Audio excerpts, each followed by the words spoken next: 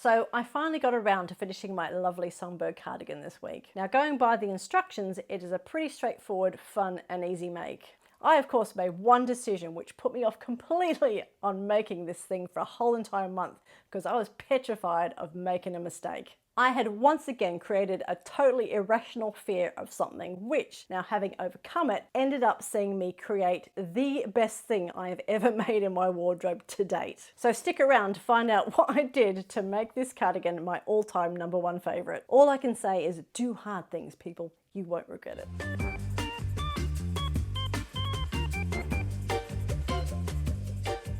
Hello and welcome back to my channel. My name is Kate and this is Ripper Seams. So this week I'm going to share with you my thoughts around making the Pattern Emporium Songbird, Kimono and Cardi. And we have fabric, people. I have made a fabric choice to go along with my mystery pattern, the Andy set for the Busy Bee Sewing Challenge. So I will share with you what I've decided to go for in regards to making this by the end of the month. And because I have now finished my big project at work, I now have some time and some brain space to get into some proper full-on sewing, and I'm pretty excited about that. So I will also share with you a couple of things I've got coming up next on my sewing machine. So let's crack on with talking about the Songbird cardigan by Pattern Emporium. So here's my pattern here. I have mentioned this in a few videos previously about my kind of upcoming plans, but I'm pretty excited that it's now officially finished. I of course have made it out of this beautiful cotton.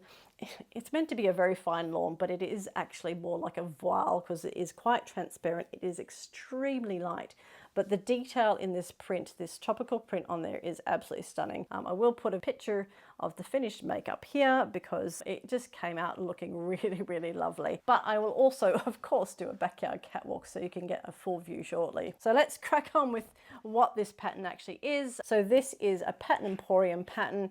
There is 4 different lengths that you can actually go through, and there's probably about 3 different sleeves option plus an option to go sleeveless. You can also add a drawstring or pockets if you want. I decided just to go for the full length duster level. I was originally going to do pockets but decided not to. I didn't want the drawstring, so I've just gone quite basic. Given that this was meant to be a really easy pattern. What is the one thing I decided to do differently? I decided to do French seams.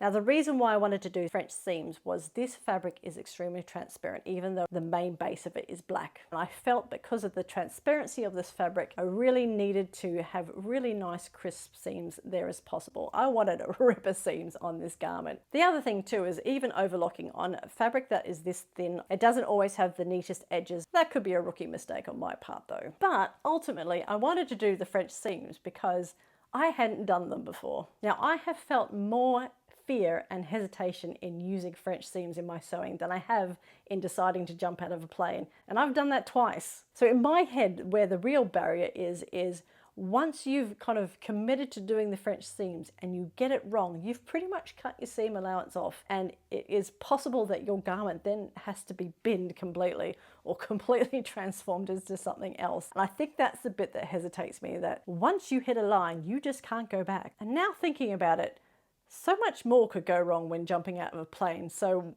where my balance on fear sits on these things, I have no idea how my brain works. Again, I had to have a hard word to myself and have a real think about what the benefits are of just getting over that fear. And first of all, and most importantly, it's a new skill that you are going to build. And if you build this skill and you successfully achieve it, you're going to have absolutely beautiful seams.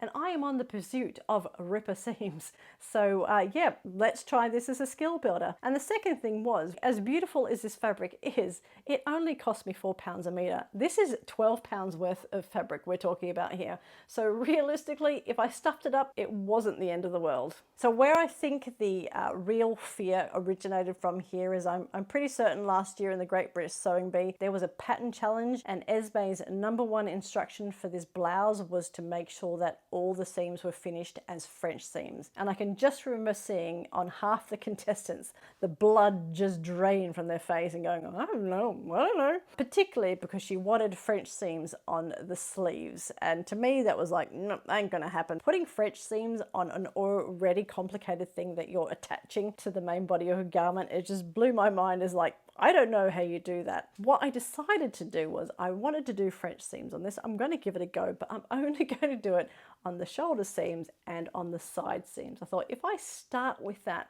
we're going to be in a good place, and then we can build on from that. So that was my initial plan. So one other area of hesitation I had was actually the fact that this pattern has a 1 centimeter seam allowance, which for the most part I'm completely happy with. However, when I was looking into how you do French seams, they were highly recommending having a 1.5 centimeter seam allowance, just to give you a bit more wiggle room, particularly in that first seam that you sew with the smaller increment. So what they suggested was, if your pattern only has a 1 centimeter seam allowance, add an extra 0.5 centimeter. Of course, I had already cut out my pattern. This was not possible. So I was going in hard initially with just a 25 millimeter seam allowance on very fine, thin fabric. But you know what?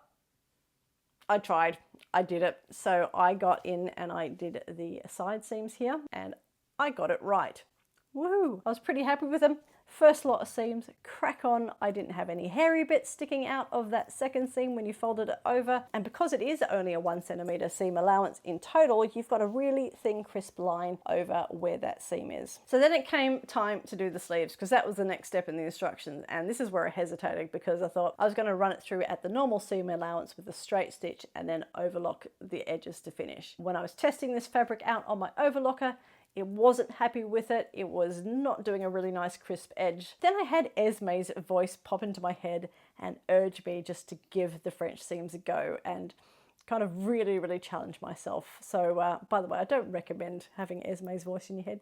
Try and avoid that. So I decided to give it a go, and this is what happened. So as you can see, I managed to totally enclose those seams in, and it was a lot easier than I had in my head. I'm so glad that I pushed myself on this one. I was so super pleased, and now I'm ruined. I'm gonna have to do French seams on everything. So if you have not tried French seams around a sleeve head, I do recommend it. It was a lot easier than I thought it was going to be, and I'm so happy with the result, and I will be doing this heaps more in future. So the next lot of French seams I had to do were actually the side seams, which you would have thought was the easiest one. This is actually where I stuffed it up. I did the first side really, really nicely, and it's the second side I managed to sew up the wrong way round. I had to sit there and very, very carefully unpick that with my seam ripper, because this fabric was so thin. I had to like pick out stitch by stitch because this fabric would have torn. I took my time. I came back, I revisited, checked everything like 3 or 4 times before I finally sewed. And again, success. I managed to get beautiful, lovely seams down the side as well. And now here comes the tricky bit, because I have to go off piste. The instructions now were to insert this lovely little collar band actually. Now this is recommended that you just overlock the edges and just sew it on there, and then there's a bit of top stitching. Now this is an area where I thought I could probably get away with not doing French seams, but when I actually really looked at it and how often that this was probably going to flip open, I thought, if this flipped open and you saw an overlocked edge, would I be happy with that, given I have managed to do French seams around the sleeves? And I went, no. No, I would not be happy with that. On the face of it, it was actually pretty straightforward. The big challenge was at the end here, where you have this little bit of edging here. So what I did was I finished my French seam up to the end of the band here. Then I put a little snip in the edge of the fabric there and folded over 5 millimeters and then 5 millimeters again. And I kind of just basted that there, ready for the top stitching that goes around the edges. So it created that 1 centimeter seam allowance without actually needing to continue on the French seam here, which took a little bit of brain power to figure out how to do that.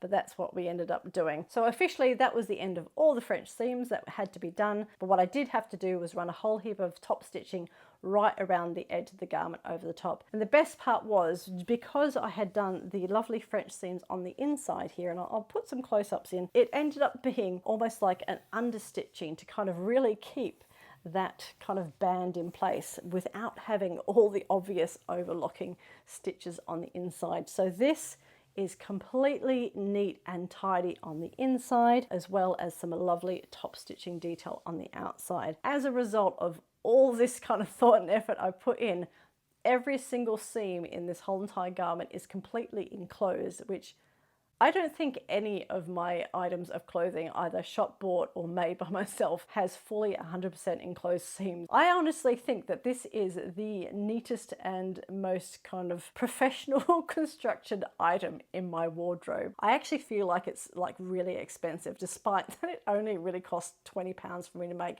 when you include the cost of the pattern. I also put a label in the back, which you can see here. I'm very pleased to have put a me-made label on there from Carly and the Machine. And with that, it really does finish off this item completely. Now, with that being said, let's take a look at the Pattern Emporium Songbird Kimono and Cardi on the backyard catwalk. All right, so let's take this Songbird for a spin around my back garden, and perfect timing because the sun has just come out, and perfect for showing off these wonderful tropical vibes of this fabulous make.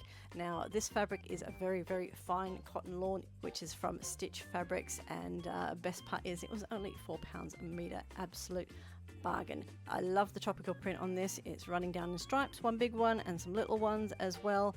And yeah, I think I did a good job placing these in the right place to get the most out of this fabric print. Now with this, I do plan on wearing this with the shorts and a vest top, but also this will be great for just throwing over your swimsuit at the beach or the pools. Overall, very happy. We'll just check out those French seams running down the neckband there. Couldn't have been happy with that. But yeah, this is a make you should try if you want something nice and floaty and pretty fancy for summer.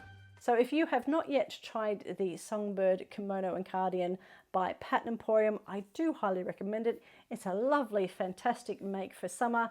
Do try it in a nice lightweight fabric and try it with French seams as well. Get lost in the details. You will not regret it. Jump on there, try something hard if you haven't done before. If you're an expert in French seams, make it as well, because it turned out really nicely. So overall, extremely happy with how this turned out. It was definitely worth the effort getting all these lovely tropical prints, really symmetrically aligned and everything nice and straight. So I do highly recommend this pattern. Even if you don't do the French seams, I'm going to give this 5 out of 5 for brain friendliness. These pattern instructions were really good. Fit wise, I actually ended up making the size 14 in this one. So I think this was spot on, exactly for what I wanted. Now I would normally shorten my patterns just purely because I'm 5'3", but because of the style of this and I really wanted it as long and floaty as possible, I didn't take any length off at all this time. So just keep that in mind. If you're taller than 5'3", it might look a little bit shorter on you. Really happy with the sleeve length I chose as well. Now it's going to be absolutely no surprises as to how many otters I'm going to give this make. I'm going to give this 5 out of 5 lovable otters for the Songbird Kimono and Cardigan. I absolutely love this. It's going to be such a versatile piece over summer, and I could just see me wearing this non-stop. My only biggest fear is this fabric is so fine, I'm going to be petrified of tearing it on something, so I just got to keep that in mind. But yeah, 5 out of 5 otters from me, which means this is my first perfect 5 of everything I think I've made so far. So I do highly recommend this pattern. It just turned out really good, and I think it's going to be a great pattern for summer.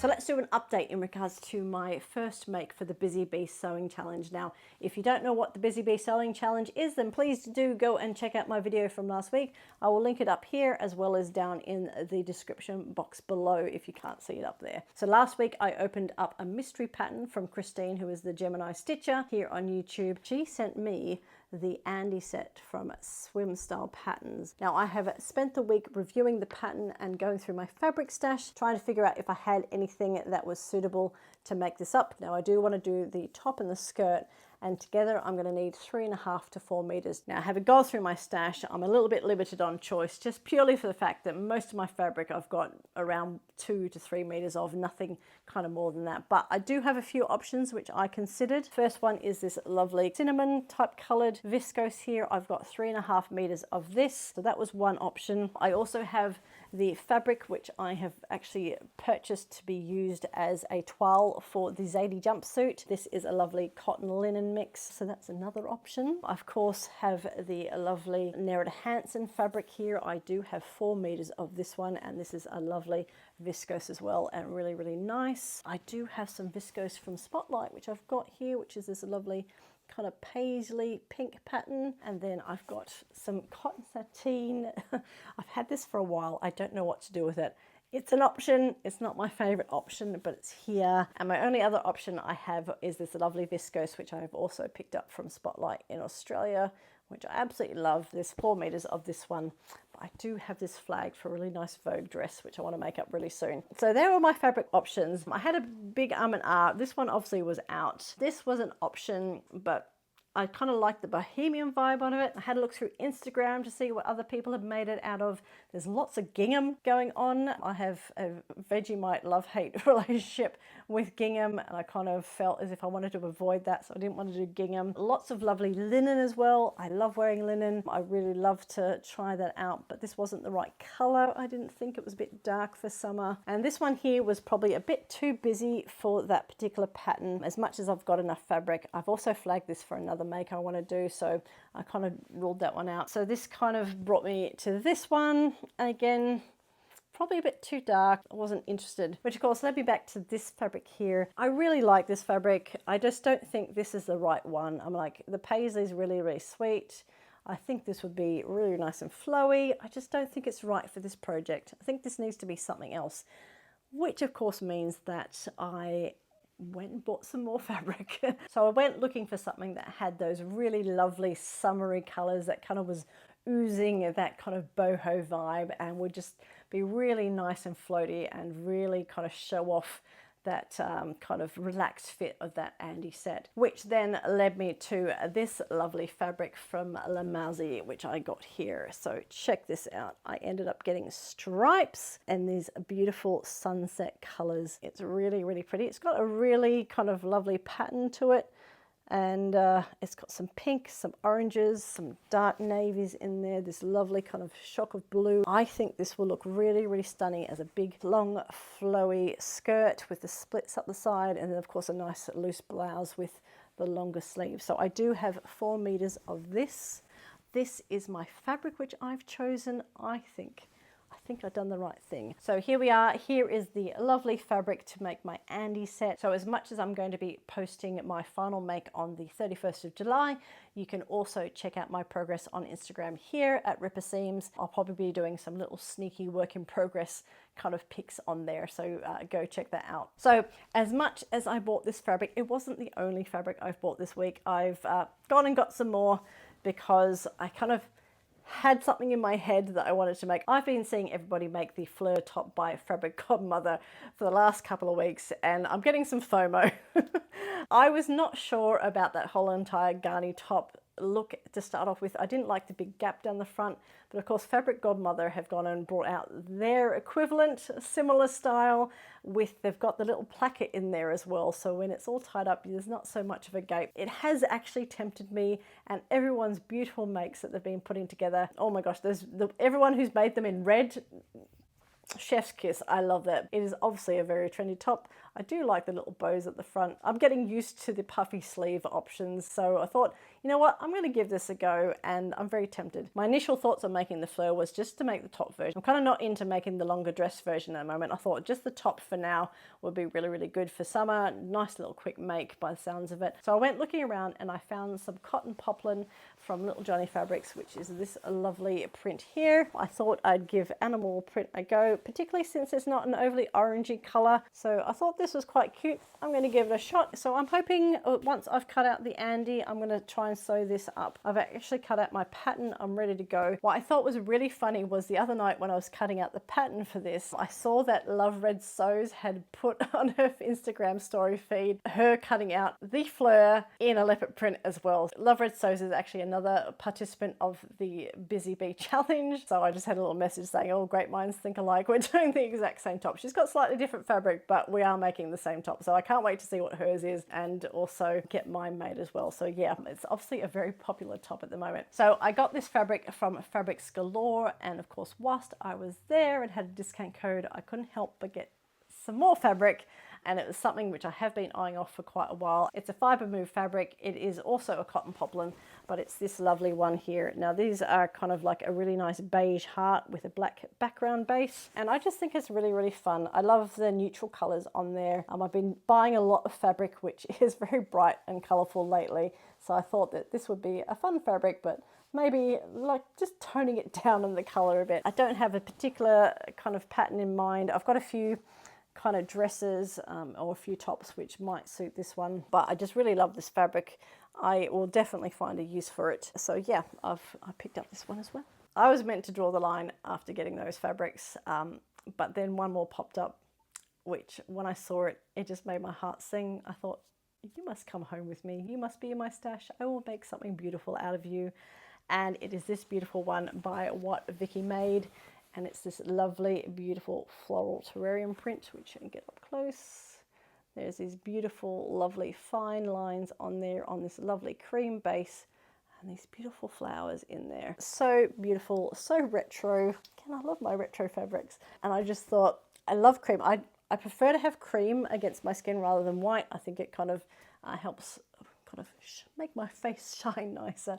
So this one here, I've got 2 meters. The quality of this fabric is beautiful. So do go check out What Vicky Made's site if you're into some lovely kind of unique designs. It comes with a black base as well. I was tempted to get the black, but I thought the cream here would suit me better, and I'm probably a little bit more versatile for being able to wear whatever I make out of it. So I'm definitely going to be making a blouse out of this one at the moment. This 2 meters. Whilst I don't have an immediate make plan for this one, I just am very happy that I have got this one in my stash. Yeah, What Vicky Made, that's what I've got. So that's a wrap for this week. You've seen what I've made and what I'm going to make. Definitely some fun things on the sewing machine over the next couple of weeks. I also have a week and a half's bit of holiday coming up at the end of July. Now I am doing a little trip away which involves a swimming pool, so I am very tempted to try making another swimsuit for summer. I made the Megan Nielsen Cottesloe for my Australia trip. It turned out okay, but I think I could do better. So I am kind of tempted to kind of give something else a try. I have some patterns from Styler, which is like the adults counterpart to Little Lizard King. They've got some lovely swimsuit patterns there. I have those, I've looked them up. I'm very tempted, so just watch this space. I may suddenly just appear having made a swimsuit or not. Yeah, just keep an eye on my channel. So if you want to see if I end up making a swimsuit, then please go ahead and click on that subscribe button so you don't miss out on any of my future videos. Of course, you can also click on that notification bell just to be doubly sure. Also, do tell me your thoughts on French seams. Have you tried them? Are you kind of putting them off? Are you an absolute expert? Got any tips or any ideas, do go and leave them down in the comments section, as I would love to hear them. And with that, we have come to the end of yet another Ripper Seams video. So as always, it's been an absolute pleasure having you here. I wish you a wonderful week of sewing, and I'll see you in the next video.